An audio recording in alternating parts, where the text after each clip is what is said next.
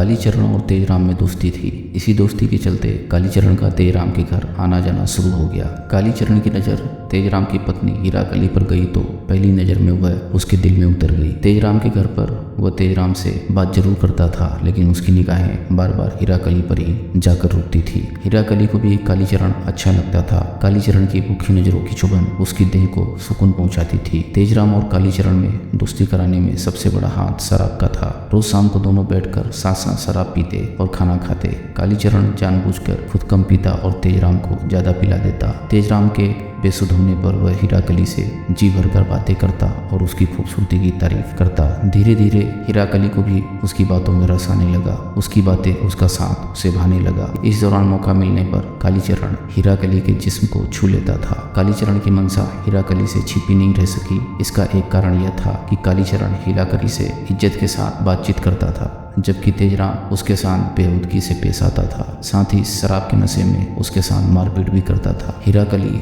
दिल के तराजू में तेजराम और कालीचरण को कई बार तौल चुकी थी। उसे हर बार तेजराम के मुकाबले कालीचरण कहीं पलड़ा भारी नजर आया था। कालीचरण तो पहले से ही हीराकली पर आसक्त था। वह उसके सौंदर्य को अपनी बाहों में समेटने की चाहत रखता था। बस देर थी तो अपनी चाहत का इजहार करने की। कहते हैं कि जहाँ चाह होती है वहाँ राह निकल ही आती है। हीराकली गाँव के रिश्ते में कालीचरण की भाभी लगती थी। कालीचरण हीराकली को चाहता था, इसलिए वह तेजराम की गैर मौजूदगी में उसके यहाँ चक्कर लगाता रहता था। एक दिन कालीचरण हीराकली के घर आया तो वह घर में अकेली थी और आईने के सामने बैठकर श्रृंगार कर रही थी। उसकी साड़ी का आंचल गोद में गिरा हुआ था। हीराकली की कसी देह आईने में नुमाया हो रही थी। कालीचरण चुपचाप पीछे खड़ा हो गया। जैसे ही हीराकली ने आईने में कालीचरण को देखा तो उसने चौंकते हुए अपना आंचल ठीक करने के लिए हाथ बढ़ाया। तभी कालीचरण उसका हाथ थामते हुए बोला, हीरा भाभी, ऊपर वाले ने खूबसूरती देखने के लिए बनाई है, तुम इसे क्यों ढक रही हो? मेरा बस चले तो अपने सामने तुमको कभी आंचल डालने ही न दूं।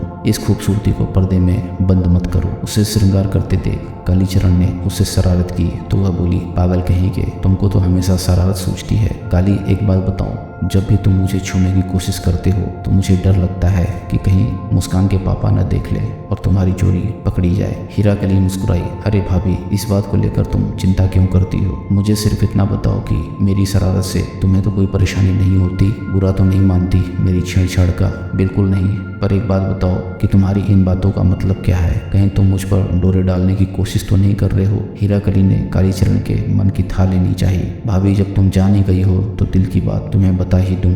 ये सच है कि भाभी, मैं तुम्हें प्यार करता हूँ। जिस रोज मैं तुम्हें देख नहीं लेता अजीब सी बेचैनी महसूस होती है, तभी तो किसी न किसी बहाने यहाँ चला आता हूँ। तुम्हारी चाहत कहीं मुझे पागल ना। कालीचरण की बात अभी खत्म भी नहीं हुई थी कि हीराकली बोली, पागल तो तुम हो ही चुके हो। तुमने कभी मेरी आंखों में झांक कर देखा कि उनमें तुम्हारे लिए कितनी चाहत है? दिल की भाषा को आंखों से पढ़ पाने में तुम अभी अनाड़ी ही हो। सच कहा तुमने, मैं अनाड़ी ही निकला, लेकिन आज यह अनाड़ी खिलाड़ी बनना चाहता है। कहते हुए कालीचरण ने हीराकली के चेहरे को अपने हाथों में भर लिया। पल भर बाद हीराकली उसकी बाहों में कैद थी। आंखें बंद कर उसने अपना सिर कालीचरण के सीने पर टिका दिया। कालीचरण का दिल तेज गति से धड़कने लगा। वह हीराकली को बाहों में उठाकर बेड पर ले गया। फिर दोनों ने अपनी हसरतें पूरी कर ली। शराब पी पी कर खोखले हो चुके पति तेजराम के शरीर में अब वह बात नहीं रह गई थी जो हीराकली की देह की आग को बुझा पाती। जब तन मन का रिश्ता कायम हुआ तो फिर दोनों उसे बार बार दोहराने लगे। तेजराम जैसे ही खेतों पर जाने के लिए निकलता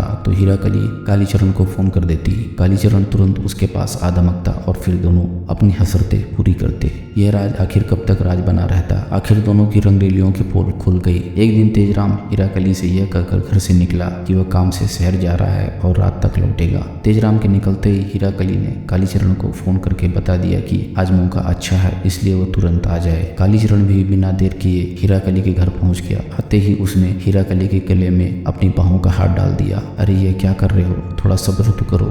हीराकली कसमसाते हुए बोली, कुआं जब सामने हो तो प्यासे को सब्र थोड़े ही होता है। तुम्हारी इन्हीं बातों ने मुझे दीवाना बना रखा है। न दिन को चैन मिलता है न रात को। पता है, जब मैं तेजराम के साथ होती हूँ तो केवल तुम्हारा ही चेहरा मेरे सामने होता है। हीराकली ने इतना कहकर कालीचरण के गालों को चूम लिया। कालीचरण से भी नहीं रहा गया। वह हीराकली को बाहों में उठाकर पलंग पर ले गया। फिर दोनों के बीच काम क्रीड़ा शुरू हो गई। इसी बीच दरवाजा खटखटाने की आवाज आई तो दोनों के दिमाग से वासना का ज्वार उतर गया। हीराकली कली ने किसी तरह अपने अस्त व्यस्त कपड़ों को ठीक किया और दरवाजा खोलने भागी। जैसे उसने दरवाजा खोला, सामने तेजराम को देखकर उसके चेहरे का रंग उड़ गया। तुम इतनी जल्दी कैसे आ गए? हकलाते हुए हीरा कली ने पूछा। क्यों, मुझे अपने घर में आने के लिए भी किसी से इजाजत लेनी होगी? अब दरवाजे पर खड़ी रहोगी या मुझे अंदर भी आने दोगी? तेजराम बोला। हीरा कली को एक तरफ ढकेलता हुआ तेजराम अंदर घुसा तो सामने कालीचरण को देखकर उसका माथा ठनका। अरे तुम कब आए? तेजराम ने पूछा तो कालीचरण से था, लेकिन वह घूर रहा था हीरा कली को। हीरा कली का व्यवहार उसे कुछ अजीब सा लगा।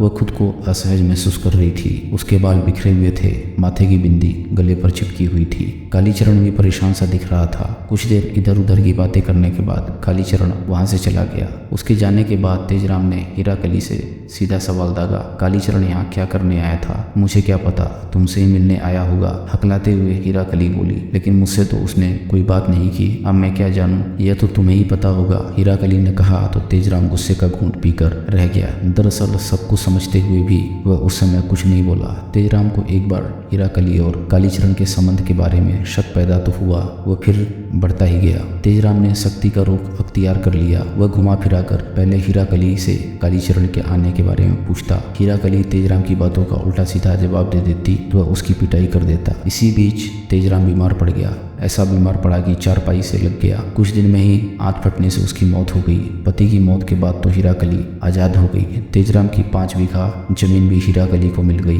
बाकी 5 बीघा जमीन देवर चेतराम के नाम थी। हीरा कली की नज़र उस जमीन पर भी थी। उसने चेतराम से खुद के साथ विवाह करने की बात कही तो चेतराम ने उसे बड़े तीखे स्वर में जवाब दिया कि वह उसके भाई को खा चुकी है, क्या उसे भी खाना चाहती है? चेतराम के इस जवाब पर हीरा कली कुछ नहीं बोली। हीरा कली पति तेजराम के न होने से आजाद हो गई थी। कालीचरण बेरोक टोक उसके घर आता जाता और उसके पास घंटों पड़ा रहता। यह बात पूरा गांव जानता था। चेतराम को भी इस बारे में पता चल गया था। उसने नजर रखी तो बात सच निकली। यह बात चेतराम को बहुत अखरी।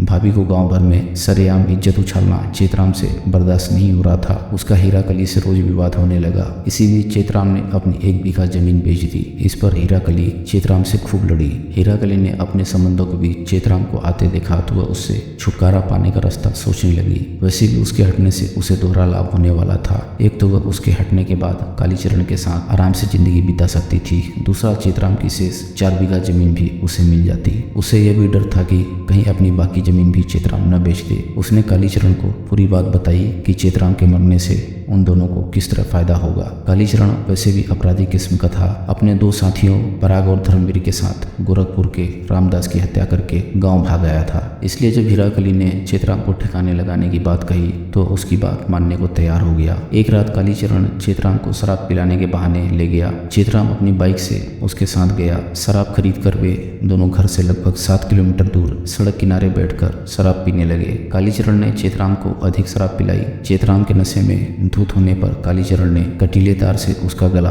कस दिया। इसके बाद उसने गुस्से में चेतराम की आंखें भी फोड़ दी। चेतराम को मौत के घाट उतारने के बाद उसने हीरा कली को फोन करके चेतराम की हत्या कर देने की सूचना दे दी और वहां से फरार हो गया। लेकिन दोनों गुनाह करके बच न सके और कानून की गिरफ्त में आ गए। दोस्तों, अगर आपको कहानी पसंद आ रही हो तो वीडियो को लाइक करें और चैनल को सब्सक्राइब करें। हम ऐसी मजेदार कहानियां आपके लिए लाते रहेंगे।